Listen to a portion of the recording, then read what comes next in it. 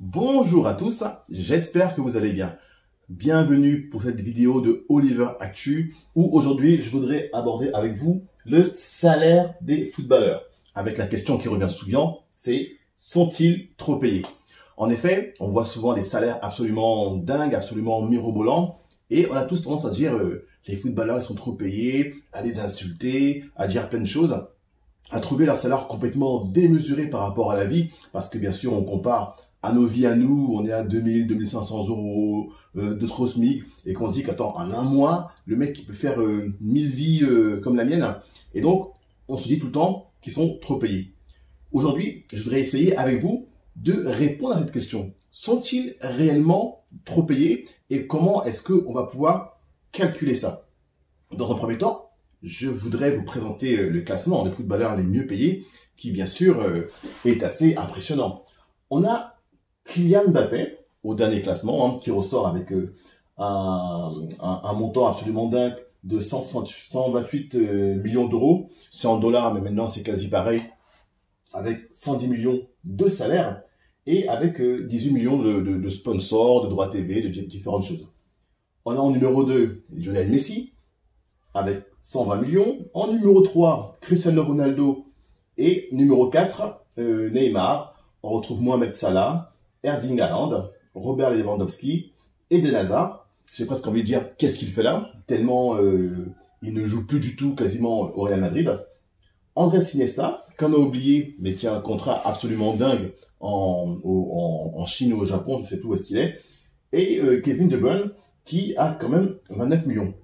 Ce qui est intéressant de remarquer, c'est que mis à part Kylian Mbappé, qui est un cas tout à fait spécifique, la plupart des joueurs, en fait, ont quasi 50-50 entre le salaire et les sponsors. Donc, toutes les publicités qu'ils vont faire, toute la partie publicitaire, communication qu'ils vont mettre en place. Sauf Kylian Mbappé, qui en fait, par exemple, n'a que, entre guillemets, bien sûr, n'a que 18 millions de revenus publicitaires et a négocié un salaire absolument dingue pour pouvoir rester à Paris. Donc, Mbappé, lui, il a une particularité. Il a une particularité parce que son salaire qui est quasiment presque le double de Messi, le double de Cristiano Ronaldo, le double de Neymar, qui doit avoir les boules, hein, Neymar, de voir ce salaire de Mbappé. Et c'est sûrement ce qui cause quelques problèmes entre eux aujourd'hui. Hein. C'est que des problèmes d'ego, des problèmes de superstar. C'est que pour Mbappé, qui avait un salaire qui était à peu près d'1 million par mois à l'époque, avant de re-signer son nouveau contrat, en fait, c'est que le Qatar, ne voulant pas perdre sa pépite, son joyau, par fierté, par ego aussi, eh ben, ils lui ont donné un salaire qui est absolument que personne, aucun autre club au monde ne pourrait lui donner. C'est pour ça qu'il a un salaire qui est complètement ahurissant et qu'en fait ses droits TV sont assez loin comparativement au salaire. Si on va plus loin, l'idée pour moi, c'est de vous parler également des droits d'image des joueurs. Justement, ces éléments qu'on trouve au-delà du salaire. Donc, on a par exemple Kylian Mbappé qui a 110 millions de salaire et qui a 18 millions de droits TV. Les droits TV sont très importants parce que, encore une fois, ils viennent vraiment ajouter, voire doubler le salaire du joueur. Les droits TV, les droits à l'image, pardon, représentent les sommes d'argent versées à un footballeur lorsque son image est exploitée à des fins commerciales. Dans une publicité, par exemple. Pour les toucher, un footballeur se fait généralement payer par le biais d'une société qu'il crée. Donc, tous les footballeurs aujourd'hui, ils ont tous des petites sociétés à gauche, à droite, qui leur permettent en fait de pouvoir négocier leurs contrats plutôt que de les négocier eux-mêmes en direct, ou alors de passer par des agents véreux qui vont prendre des commissions extraordinaires. Donc, comme il crée son propre société, en fait, c'est elle qui va venir négocier les droits TV. Le Real Madrid, par exemple, quand il recrute un joueur, en fait, à l'époque, je ne sais plus trop si c'est le cas maintenant, ou ça varie un peu, mais souvent, il demande une cession totale ou partielle des droits du joueur. Ce qui veut dire qu'en fait, l'image du joueur devient la propriété du Real Madrid. Donc, c'est pour ça qu'en contrepartie, ils vont souvent donner un salaire très confortable au joueur, de manière à compenser un peu la perte financière qu'il aura. Mais voilà, beaucoup de clubs vont trouver des montages comme ça, de manière à accompagner le joueur dans la récupération des droits TV et pouvoir eux-mêmes faire ce qu'ils veulent de l'image du joueur.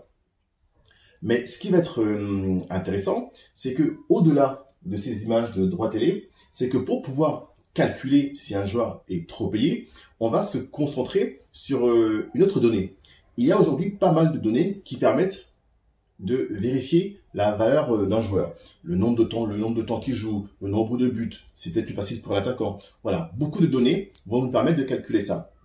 Aujourd'hui, par exemple, vous comme moi, moi je suis dans la fonction commerciale, d'une manière ou d'une autre, on est tous en mesure de dire si on ramène de l'argent à notre entreprise ou pas. C'est beaucoup plus facile, par exemple, pour un commercial qui va être payé, par exemple, 3 000 € par mois, mais qui, dans ses fonctions commerciales, a pour objectif de ramener, par exemple, 20 000 € de vente de produits. Donc, on sait que voilà, le commercial ramène 20 000 € par mois et il est payé 3 000. Donc, on sait qu'il est rentable. Il couvre en fait son salaire. Il rembourse son salaire, il fait du bénéfice. Maintenant, c'est possible de le calculer dans d'autres éléments. Je sais que, par exemple, chez Amazon, ils ont des techniques absolument folles et ils sont capables de calculer combien ramène un ouvrier. C'est pour ça que vous avez des temps de pause qui sont très limités, enfin que tout est hyper cadré, parce que ils sont capables de dire que voilà, si telle chose reste plus de 3 semaines en stock, on perd de l'argent. Si tel salarié prend plus de 15 minutes de pause, on perd de l'argent. C'est drastique, c'est presque inhumain, mais ça reste mathématique, on est capable de prouver que voilà, tel poste ou telle personne nous ramène de l'argent ou ne nous en ramène pas. Et pour les footballeurs, je vais prendre une donnée très particulière et je vais moi me concentrer sur les 4 premiers de la liste, les plus connus, qui sont notamment Mbappé, Messi, Cristiano Ronaldo et Neymar. Donc j'ai ramené ici, comme vous le voyez, le salaire de Neymar mensuel. Hein. Donc c'est absolument dingue. Chaque mois, Mbappé gagne à l'euro million. Ça, il faut le savoir. Chaque mois, il y a 9 millions d'euros qui tombent dans son compte en banque. Donc chaque mois, il gratte 1 euro million. Boum, ça tombe. Hein.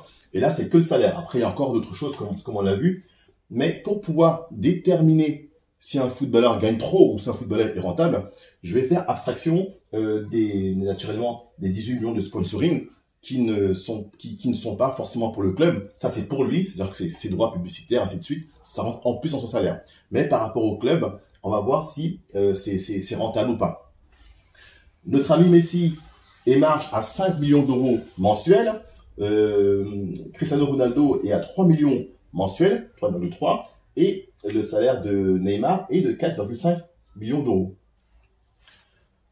Pour un joueur, hormis des éléments qui peuvent venir en plus sur des frais supplémentaires du club, sur les frais de transfert, ainsi de suite, ce qui va nous permettre finalement d'être rentable, et ce qui va être la chose la plus simple à calculer, ça va être les ventes de maillots. C'est-à-dire qu'aujourd'hui, combien je paye Mbappé et finalement combien est-ce qu'il me rapporte moi en tant que club en termes de sponsoring. Et c'est ça en fait qui va déterminer si un joueur est trop payé ou pas finalement. C'est trop payé par rapport à ce qu'il rapporte. D'accord? Je suis payé telle somme, mais est-ce que je rapporte de l'argent à l'entreprise? Et donc, ce qu'on va faire, on va prendre, pour exemple, les ventes de maillots. Alors, vous serez d'accord avec moi, on va trouver un prix moyen au niveau des ventes de maillots à 90 €. Il y a des maillots qui sont un peu moins chers, il y a des maillots qui sont un peu plus chers. J'avais des maillots quand ils sont floqués, ils sont à 120 €. Par exemple, quand Mbappé est arrivé, quand Messi est arrivé, c'était 120, 130 même le flocage. Neymar pareil. Mais on peut dire que le prix raisonnable d'un maillot, on va le mettre aux alentours de 90 €.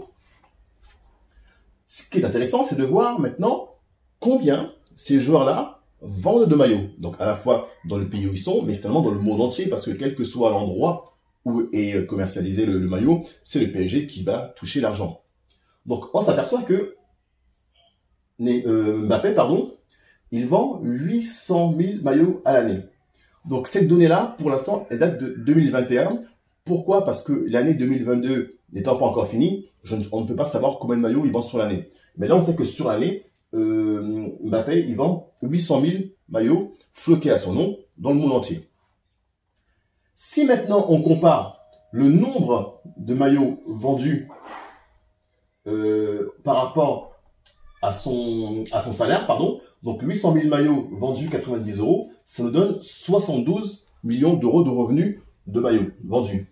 Mais comme il a un salaire de 110 millions d'euros, on s'aperçoit que l'écart est de 38 millions d'euros. Ce qui veut dire qu'aujourd'hui, Mbappé, par rapport à ce qu'il rapporte, est surpayé.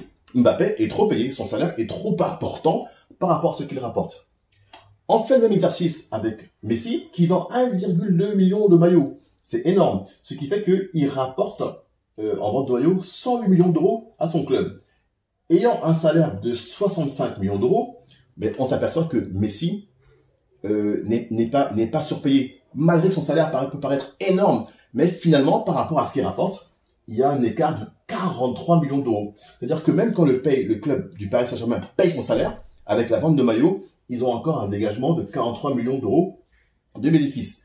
Pareil pour Cristiano Ronaldo à Manchester, il vend 1 million de maillots, son salaire est de 40 millions, donc 1 million de maillots, ça fait 94 millions de revenus de vente de maillots, et bien, on a un delta positif pour le club de 54 millions d'euros.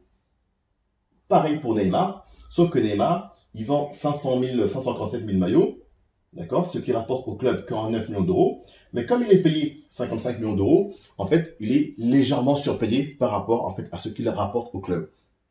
Alors, bien sûr, c'est l'élément de base le plus simple à faire parce qu'il y a beaucoup d'autres choses qui rentrent en ligne de compte hein, pour vraiment voir la rentabilité d'un joueur. Mais au moins, la vente de maillot permet de dire, voilà, je coûte tant et je rapporte tant, d'accord? Et c'est ce qui fait que, voilà, on s'aperçoit que sur ces quatre-là, Mbappé est trop payé, Messi est bien payé, il rapporte de l'argent malgré son gros salaire, Cristiano Ronaldo aussi. C'est pour ça que Manchester n'a pas voulu le vendre. Même s'il joue plus, même si voilà, ça va plus très bien, même s'il est au crépuscule de sa carrière, on s'aperçoit qu'au niveau marketing, le gars, il ramène encore 54 millions d'euros de delta par rapport à ce qu'il fait, pardon. Et Neymar est légèrement surpayé. Alors Neymar, c'est différent aussi parce que Neymar, lui, qu'est-ce qu'on s'aperçoit, c'est qu'il est tellement blessé qu'il joue la moitié des matchs. Donc si on ramène son temps de jeu par rapport au nombre de matchs qu'il joue, le PSG ne s'en sort pas. C'est-à-dire que en vérité, il coûte beaucoup plus cher que ça, quoi. Parce que si on ramène le temps de jeu, les blessures, le fait qu'à cause de ces blessures, le club est éliminé, ne passe pas les tours suivants et donc a une perte économique, en vérité, voilà. C'est d'autres éléments qui vont venir s'ajouter au calcul. Mais encore une fois, ce que je veux, c'est que sur ce postulat de base, on a calculé la chose la plus simple sans prendre en compte les droits d'image, les frais de ceci, les frais de cela qui viennent s'ajouter au calcul, mais de manière basique. Voilà, ça donne déjà une base qui permet de dire que, en vérité, tous les joueurs ne sont pas trop payés, comme on dit. Ils sont trop payés par rapport à nous, humains. Quand on voit les sommes, on trouve ça absolument dingue. Mais en vérité, par rapport à l'écosystème du football, ils ne sont pas forcément tous trop payés. Surtout les superstars comme ça. Le joueur qui coûte cher, c'est le joueur lambda. C'est le gars qui te coûte 300 000 euros, qui vend pas un maillot, qui est pas un joueur de dingue. En fait, lui, tu lui donnes 300 000 euros, mais t'as rien derrière. Tu lui donnes un salaire de 300 000 euros, il n'y a aucun retour. Mais sur des superstars comme ça, techniquement, il y a un retour sur investissement. À l'époque, quand Zidane avait signé au Real Madrid, Florentino Pérez avait dit que c'était le transfert le plus rentable de l'histoire du Real Madrid. Malgré les sommes absolument dingues, 75 millions d'euros de transfert qui était le record à l'époque, ainsi de suite. Mais en fait, par rapport au nombre de maillots qu'il a vendus, ça couvrait largement le prix du transfert et ça couvrait largement son salaire. Donc aujourd'hui, il y a une explosion des salaires, ce qui fait que c'est difficile de se retrouver parce que finalement, Messi est rentable parce que il a été acheté, il est venu gratuitement au Paris Saint-Germain, même s'il a une prime à la signature, ainsi de suite. Messi va quand même rester rentable.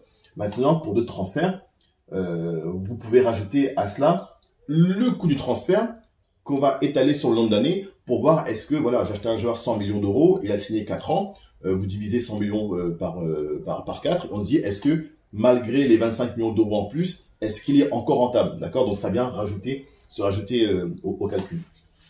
Mais techniquement, pour que Mbappé soit rentable, en fait, il faudrait qu'il soit payé à peu près le même salaire que Messi.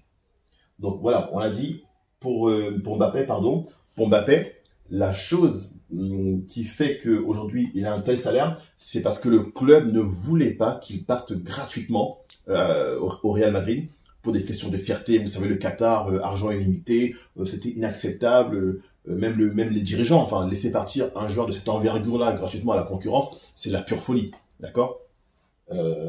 Et donc, c'est pour ça qu'ils ont donné un salaire aussi astronomique.